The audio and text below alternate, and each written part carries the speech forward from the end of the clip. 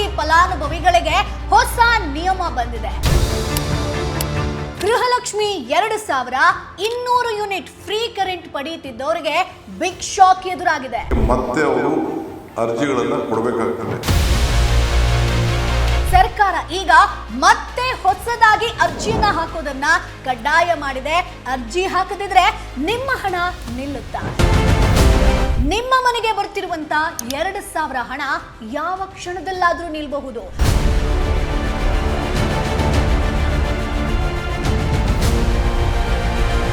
CM DK. Shivakumar ಅವರಿಂದ Gruhalakshmi ಗೃಹಜ್ಯೋತಿಗೆ major surgery ಶುರುವಾಗಿದೆ. ಹಾಗಾದ್ರೆ ಹೊಸ ಅರ್ಜಿಯನ್ನ ಹೇಗಪ್ಪ ಸಲ್ಲಿಸೋದು? ಏನೆಲ್ಲ ದಾಖಲೆ ಕೇಳ್ತಾರೆ? ನಾವೀ ಕೂಡಲೇ ಎಲ್ಲಿ ಅರ್ಜಿಯನ್ನ ಸಲ್ಲಿಸಬೇಕು? ಗೃಹಲಕ್ಷ್ಮಿ ಹಣ ಬರಬೇಕು ಅಂತಂದ್ರೆ ಈಗ ನೀವ್ ಏನ್ ಮಾಡಬೇಕು? ಇವೆಲ್ಲದರ ಬಗ್ಗೆ ಕಂಪ್ಲೀಟ್ ಅಪ್ಡೇಟ್ ಮಾಹಿತಿಯನ್ನ ಈ ವಿಡಿಯೋದಲ್ಲಿ ತಿಳಿಸ್ಕೊಡ್ತೀನಿ. ವಿಡಿಯೋವನ್ನ ಕೊನೆ ತನಕ ಮಿಸ್ ಮಾಡದೆ ನೋಡಿ. ಹಾಯ್ ಹಲೋ ನಮಸ್ಕಾರ, ವೆಲ್ಕಮ್ ಟು ಬಾಸ್ವಾಲಾ ಯೂಟ್ಯೂಬ್ ಚಾನೆಲ್. ನಾನು ಚೈತ್ರ.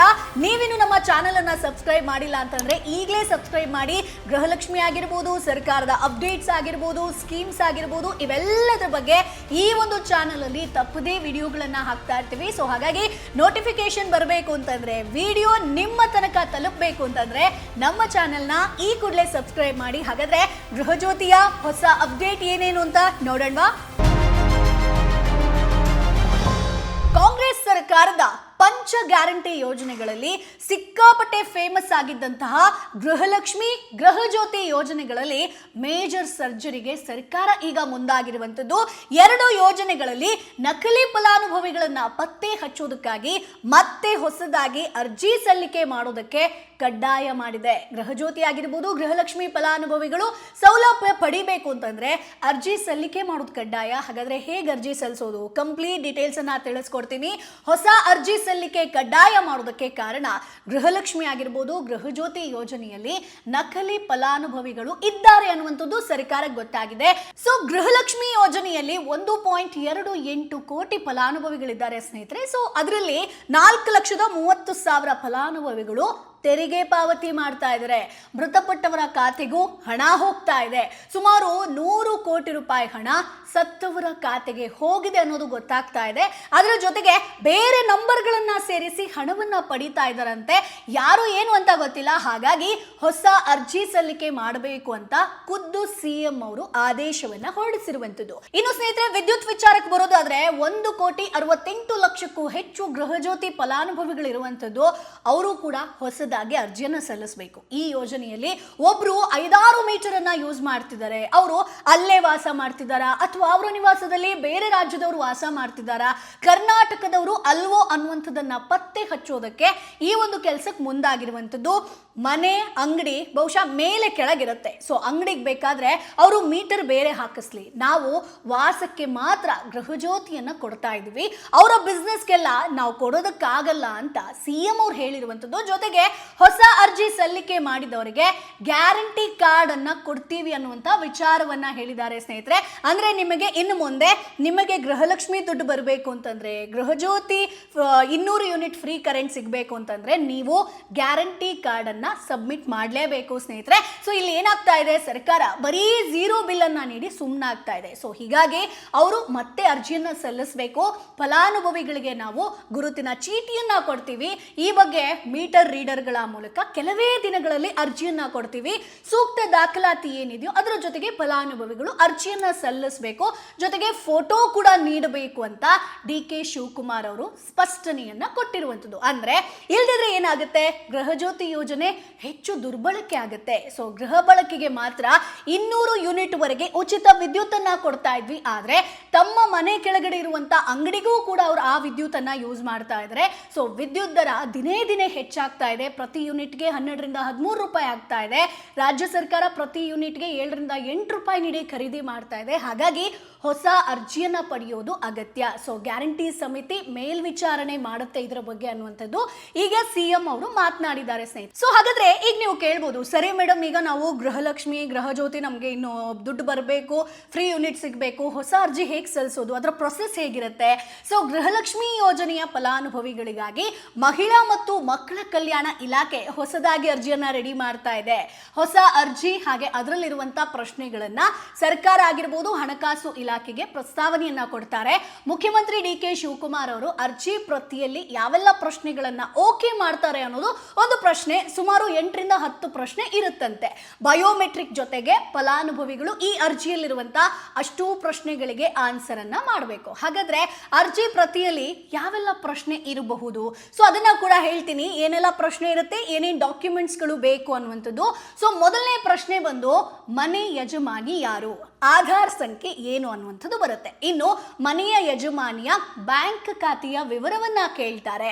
ಈ ಹಿಂದೆ ಮನೆಯಲ್ಲಿ ಎಷ್ಟು ಸದಸ್ಯರಿಗೆ ಗೃಹಲಕ್ಷ್ಮಿ ಹಣ ಖಾತೆಗೆ ಬರ್ತಾ ಇತ್ತು ಆ ಡಾಕ್ಯುಮೆಂಟ್ಸ್ ಅನ್ನ ಕೇಳ್ತಾರೆ. ಯಾವ ಜಾತಿ, ಮನೆಯ ಪತಿಯ ಹೆಸರೇನು, ಆಧಾರ್ ಸಂಖ್ಯೆ ಏನು, ಆಧಾರ್ ಕಾರ್ಡ್ ದಾಖಲಾತಿ ಸಲ್ಲಿಕೆಯನ್ನ ನೀವು ಮಾಡಬೇಕಾಗತ್ತೆ. ಜೊತೆಗೆ ಇನ್ನೊಂದು ಮೇಜರ್ ಪ್ರಶ್ನೆ, ನೀವು IT ಅಥವಾ GST ಪಾವತಿದಾರರ, ಅದಕ್ಕೂ ಉತ್ತರವನ್ನ ಕೊಡಬೇಕು, ಎಸ್ ಆರ್ ನೋ. ಜೊತೆಗೆ ನಿಮ್ಮ ಬಳಿ APL ಕಾರ್ಡ್ ಅಥವಾ BPL ಕಾರ್ಡ್ ಇದೆಯಾ, ಅದಕ್ಕೂ ಕೂಡ ಆನ್ಸರ್ ಅನ್ನ ಕೊಡಬೇಕು. ಹಾಗಾದ್ರೆ ಅರ್ಜಿ ಸಲ್ಲಿಸೋದಕ್ಕೆ ಏನೇನ್ ದಾಖಲೆ ಕೇಳ್ತಾರೆ? ಮನೆ ಯಜಮಾನಿಯ ಹೆಸರು, ಆಧಾರ್ ಸಂಖ್ಯೆಯನ್ನ ಕೇಳ್ತಾರೆ. ಮನೆ ಯಜಮಾನಿಯ ಬ್ಯಾಂಕ್ ಖಾತೆ ಆ ಫಸ್ಟ್ ಪಾಸ್ಬುಕ್ ಪ್ರತಿ ಇದೆಯಲ್ಲ ಅದನ್ನ ಸಬ್ಮಿಟ್ ಮಾಡಬೇಕು. ಫಲಾನುಭವಿಯ ಜಾತಿ ಹಾಗೆ ಆದಾಯ ಪ್ರಮಾಣ ಪತ್ರವನ್ನ ಕೊಡಬೇಕು. ಫಲಾನುಭವಿಯ ಪತಿಯ ಹೆಸರು ಜೊತೆಗೆ ಅವರ ಆಧಾರ್ ಸಂಖ್ಯೆಯನ್ನ ಸಬ್ಮಿಟ್ ಮಾಡಬೇಕು. APL ಅಥವಾ BPL ಪಡಿತರ ಚೀಟಿಯನ್ನ ಕೊಡಬೇಕಾಗತ್ತೆ. ಆದಾಯ ತೆರಿಗೆ IT ಅಥವಾ GST ಪಾವತಿದಾರರೇ ಅನ್ನೋದ್ರ ಬಗ್ಗೆ ಮಾಹಿತಿಯನ್ನ ಕೊಡಬೇಕು. ಈ ಹಿಂದೆ ಮನೆಯಲ್ಲಿ ಎಷ್ಟು ಸದಸ್ಯರ ಖಾತೆಗೆ ಗೃಹಲಕ್ಷ್ಮಿ ಹಣ ಬರ್ತಾ ಇತ್ತು ಅಷ್ಟೂ ಡೀಟೇಲ್ಸ್ ಅನ್ನ ಕೊಡಬೇಕಾಗತ್ತೆ. ಸೊ ಹೊಸ ಅರ್ಜಿ ಸಲ್ಲಿಕೆಗೆ ಸರ್ಕಾರ ಶೀಘ್ರದಲ್ಲೇ ಅವಕಾಶವನ್ನ ನೀಡುವಂತ ಸಾಧ್ಯತೆ ಇದೆ. ಬೆಂಗಳೂರು 1, ಕರ್ನಾಟಕ 1, ಗ್ರಾಮ 1 ಅಥವಾ ಆಫ್ಲೈನ್ ಅಲ್ಲೂ ಕೂಡ ನೀವು ಅರ್ಜಿಯನ್ನ ಸಲ್ಲಿಸೋದಕ್ಕೆ ಅವಕಾಶ ಇದೆ. ಜೊತೆಗೆ ಗ್ಯಾರಂಟಿ ಅನುಷ್ಠಾನ ಸಮಿತಿಯ ಅಧ್ಯಕ್ಷರು, ಸದಸ್ಯರು, ಪದಾಧಿಕಾರಿಗಳಿಗೆ ಅರ್ಜಿ ಸಲ್ಲಿಕೆ ಜವಾಬ್ದಾರಿ ನೀಡುವಂತ ಸಾಧ್ಯತೆ ಇದೆ. ಸೊ ಸರ್ಕಾರ ಯಾವಾಗ ಅರ್ಜಿ ಸಲ್ಲಿಕೆಗೆ ಅವಕಾಶ ಕೊಡುತ್ತೆ ಅನ್ನೋದನ್ನ ನಾವು ವೇಟ್ ಮಾಡಬೇಕು. ಅಂಡ್ ಇನ್ನೊಂದು ನಿಮ್ಗೆ ಹೇಳಲೇಬೇಕು ಸ್ನೇಹಿತರೆ, ಗೃಹಲಕ್ಷ್ಮಿಯರ ಒಂದಷ್ಟು ಅಕೌಂಟ್ ಗಳನ್ನ ಆಲ್ರೆಡಿ ರಿಮೂವ್ ಮಾಡಿದ್ದಾರೆ. ಕೆಲವೊಂದು ಜಿಲ್ಲೆಗಳ ಸಂಖ್ಯೆಗಳನ್ನ ಹೇಳ್ತೀನಿ ಎಷ್ಟು ರಿಮೂವ್ ಮಾಡಲಾಗಿದೆ ಅಂತ. ಸೊ ಅದರಲ್ಲಿ ನೀವಿದ್ದೀರಾ ಅನ್ನುವಂಥದ್ದನ್ನ ಚೆಕ್ ಮಾಡ್ಕೊಳ್ಳಿ. ಸೊ ಇಲ್ಲಿ ನೀವು ನೋಡಬಹುದು, ಜಿಲ್ಲೆ ಬೆಂಗಳೂರು ನಗರ, ಬೆಳಗಾವಿ, ದಕ್ಷಿಣ ಕನ್ನಡ, ಮೈಸೂರು, ತುಮಕೂರು. ಜೊತೆಗೆ IT GST ಪಾವತಿದಾರರು, ಮರಣ ಹೊಂದಿರೋರು ಒಟ್ಟು ಸಂಖ್ಯೆಯನ್ನ ಹೇಳ್ತೀನಿ ನೋಡಿ. ಬೆಂಗಳೂರು ನಗರ ಅಂತ ಬಂದಾಗ IT GST ಪಾವತಿದಾರರು ಅಂತ ಬಂದಾಗ 33,833 ಜನರು ಅನರ್ಹ ಅಂತ ಗುರುತಿಸಿದ್ದಾರೆ. ಮರಣ ಹೊಂದಿದವರು 14,038 ಜನ. ಒಟ್ಟು 47,871 ಬೆಂಗಳೂರು ನಗರದಲ್ಲಿ ಗೃಹಲಕ್ಷ್ಮಿಯರು ಅನರ್ಹ ಅಂತ ಪರಿಗಣಿಸಿದ್ದಾರೆ. ಇನ್ನು ಬೆಳಗಾವಿಗೆ ಬರೋದಾದ್ರೆ IT GST ಪಾವತಿದಾರರು 16,432, ಮರಣ ಹೊಂದಿದವರು 15,850 ಜನ. ಒಟ್ಟು 32,282 ಜನ ಅನರ್ಹರಾಗಿದ್ದಾರೆ ಬೆಳಗಾವಿಯಲ್ಲಿ. ಇನ್ನು ದಕ್ಷಿಣ ಕನ್ನಡ 10,495, ಮರಣ ಹೊಂದಿದವರು 6,159, ಒಟ್ಟು 16,654 ಜನ. ಮೈಸೂರು ಅಂತ ಬಂದಾಗ 9,139 ಜನ, ಮರಣ ಹೊಂದಿದವರು 11,541 ಜನ. ಟೋಟಲ್ ನಾವು ನೋಡೋದಾದ್ರೆ ಮೈಸೂರಲ್ಲಿ 20,680 ಗೃಹಲಕ್ಷ್ಮಿಯರು ಅನರ್ಹರಾಗಿದ್ದಾರೆ. ಇನ್ನು ತುಮಕೂರು ವಿಚಾರಕ್ಕೆ ಬರೋದಾದ್ರೆ IT GST ಪಾವತಿದಾರರು 7,898 ಜನ ಇದ್ದಾರೆ ಅಂತ ಗುರುತಿಸಿದ್ದಾರೆ. ಇನ್ನು ಮರಣ ಹೊಂದಿದವರು 12,139 ಜನ. ಒಟ್ಟು 20,037 ಜನ ಅನರ್ಹರಾಗಿದ್ದಾರೆ. ನಿಮಗೆ 2,000 ರೂಪಾಯಿ ಇನ್ನು ಮುಂದೆ ಬರಲ್ಲ. ಟೋಟಲ್ 31 ಜಿಲ್ಲೆಗಳಿಂದ 1,94,560 ಜನ IT GST ಪಾವತಿದಾರರಾಗಿದ್ದಾರೆ. ಇನ್ನು ಮರಣ ಹೊಂದಿದವರ ಲೆಕ್ಕಕ್ಕೆ ಬರೋದಾದ್ರೆ 1,95,224 ಜನ.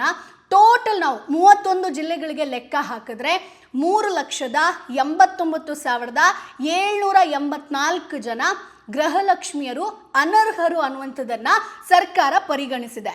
ಸೊ ಹಾಗಾಗಿ ಸ್ನೇಹಿತರೆ, ಸರ್ಕಾರ ಆಪರೇಷನ್ ಗೃಹಲಕ್ಷ್ಮಿ ಹೆಸರಿನಲ್ಲಿ ನಿಜವಾದ ಫಲಾನುಭವಿಗಳನ್ನ ಪತ್ತೆ ಹಚ್ಚುವಂತ ಕೆಲಸ ಶುರು ಮಾಡಿದೆ. ಪ್ರತಿಯೊಂದು ಕುಟುಂಬದ ಯಜಮಾನಿಗೆ 2,000 ರೂಪಾಯಿ ಆರ್ಥಿಕ ನೆರವು ನೀಡುವಂತ ಯೋಜನೆಯೇ ಗೃಹಲಕ್ಷ್ಮಿ. ಆದ್ರೆ ಅನರ್ಹರು ಕೂಡ ಯೋಜನೆಯ ಲಾಭವನ್ನ ಪಡೆಯುತ್ತಿರೋ ಬಗ್ಗೆ ದೂರುಗಳು ಬಂದಂತ ಹಿನ್ನೆಲೆಯಲ್ಲಿ ಸರ್ಕಾರ ಈ ಒಂದು ಪರಿಷ್ಕರಣೆಗೆ ಮುಂದಾಗಿರುವಂತದ್ದು ಸ್ನೇಹಿತರೆ. ಸೊ ಹಾಗಾಗಿ ಇದರಿಂದ ನಾವು ತಪ್ಪಿಸ್ಕೊಳ್ಳೋದಕ್ಕಾಗಲ್ಲ. ಗೃಹಲಕ್ಷ್ಮಿಗೆ ಹೊಸ ಅರ್ಜಿಯನ್ನ ನಾವು ಸಲ್ಲಿಸಲೇಬೇಕಾ? ಆಲ್ರೆಡಿ ನಮಗೆ ಗೃಹಲಕ್ಷ್ಮಿ ದುಡ್ಡು ಬರ್ತಾ ಇದೆ, ಮತ್ತೆ ಯಾಕೆ ಅರ್ಜಿ ಸಲ್ಲಿಸಬೇಕು ಅಂತ ನೀವು ಪ್ರಶ್ನೆ ಮಾಡಿದ್ರೆ, ಮುಂದಿನ ದಿನಗಳಲ್ಲಿ ಗೃಹಲಕ್ಷ್ಮಿ ದುಡ್ಡು ಬಾರದೇ ಇರಬಹುದು ಅಥವಾ ಫ್ರೀ ಕರೆಂಟ್ 200 ಯೂನಿಟ್ ಏನಿದೆಯೋ ಅದು ಸ್ಟಾಪ್ ಕೂಡ ಆಗ್ಬೋದು. ಸೊ ಹಾಗಾಗಿ ಸರ್ಕಾರ ಇನ್ನು ಕೆಲವೇ ದಿನಗಳಲ್ಲಿ ಹೊಸ ಅರ್ಜಿಯನ್ನ ಸಲ್ಲಿಸೋದಕ್ಕೆ ಅವಕಾಶ ಮಾಡಿಕೊಡುತ್ತೆ. ಆಗ ನಿಮ್ಮ ಆಧಾರ್ ಆಗಿರ್ಬೋದು, ಮೊಬೈಲ್ ಸಂಖ್ಯೆ, ನಾನು ಏನೇನು ಡಾಕ್ಯುಮೆಂಟ್ಸ್ ಹೇಳಿದ್ನೋ ಅಥವಾ ಯಾರು ಅರ್ಹರು ಇವೆಲ್ಲದರ ಬಗ್ಗೆ ಚೆಕ್ ಮಾಡಿಕೊಂಡು ಕೂಡಲೇ ಅರ್ಜಿ ಸಲ್ಲಿಸಿ, ತಡ ಮಾಡೋದಕ್ಕೆ ಹೋಗಬೇಡಿ. ಸೊ ಇದರಲ್ಲಿ ಕಂಪ್ಲೀಟ್ ಪರಿಷ್ಕರಣೆ ಆಗುತ್ತೆ. ಸೊ ಎಲ್ರಿಗೂ ಗೃಹಲಕ್ಷ್ಮಿ ಹಣ ಬರುತ್ತೆ ಅನ್ನುವಂಥದ್ದಿಲ್ಲ. ಸೊ ಒಂದಷ್ಟು ಜನರ ಹೆಸರನ್ನ ಕೈ ಬಿಡುವಂತ ಚಾನ್ಸಸ್ ಕೂಡ ಇದೆ. ಸೊ ಹಾಗಾಗಿ ನೀವು ಕೂಡ ಪ್ರತಿ ತಿಂಗಳು ನಿಮಗೆ 2,000 ಹಣ ಬರಬೇಕು ಅಂತಂದ್ರೆ ಮುಂದಿನ ದಿನಗಳಲ್ಲಿ ಸರ್ಕಾರ ನೀಡುವಂತ ಆದೇಶವನ್ನ ತಪ್ಪದೇ ಫಾಲೋ ಮಾಡಿ. ಜೊತೆಗೆ ಈ ವಿಡಿಯೋನ ಒಂದಷ್ಟು ಜನರಿಗೆ ಶೇರ್ ಮಾಡಿ. ಯಾಕಂತಂದ್ರೆ ತುಂಬಾ ಜನರಿಗೆ ಗೃಹಲಕ್ಷ್ಮಿ ಹಣ ಬರುತ್ತೋ ಇಲ್ವೋ, ಸೊ ಹೊಸ ಅರ್ಜಿಯನ್ನ ಹೇಗೆ ಸಲ್ಲಿಸಬೇಕು, ಯಾವಾಗ ಬಿಡುಗಡೆ ಮಾಡ್ತಾರೆ ಅಂತ ವೇಟ್ ಮಾಡ್ತಿದ್ದಾರೆ. ಸೊ ಹಾಗಾಗಿ ಇದೊಂದು ಅಪ್ಡೇಟೆಡ್ ವಿಡಿಯೋ ಆಗಿರುತ್ತೆ. ಸೊ ಏನಾದ್ರೂ ಡೌಟ್ ಇತ್ತು ಅಂತಂದ್ರೆ ಕಮೆಂಟ್ ಬಾಕ್ಸ್ ಅಲ್ಲಿ ತಪ್ಪದೇ ತಿಳಿಸಿ.